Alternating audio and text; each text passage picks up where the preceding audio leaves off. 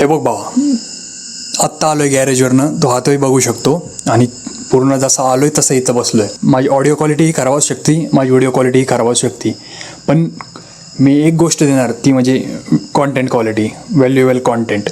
Video लंबा होणार आहे, तो वाटलं तर स्किप करू शकतो. 80% लोकांनी स्किप केले, तो त्या 20% मध्ये आहे जे आणखी व्हिडिओमध्ये टिकून आहे. कॉंग्रॅट्स. लास्ट इयर मी पुण्यात होतो व्हॉलीबॉल क्लबसाठी. सकाळ संध्याकाळ 2 सेशन झाले का त्यानंतर पूर्ण दिवसभर मी कम्फर्ट झोनमध्येच असायचो. म्हणजे एक 12 वाजेपर्यंत कॉलेज होतं, त्यानंतर रिलॅक्स, काहीच काम नव्हतं, पूर्णपणे कम्फर्ट झोनमध्ये पोहोचलो मी. वर्ष गेलं माझं, तेव्हा मला लक्षात आलं आपण एक कम्फर्ट झोनमध्ये फसलो आहे, आपल्याला याच्या बाहेर निघायला हवं. गावी ॲडमिशन घेतलं आणि जिम ही जॉईन केली. आता मेन पार्ट होता गॅरेजचा.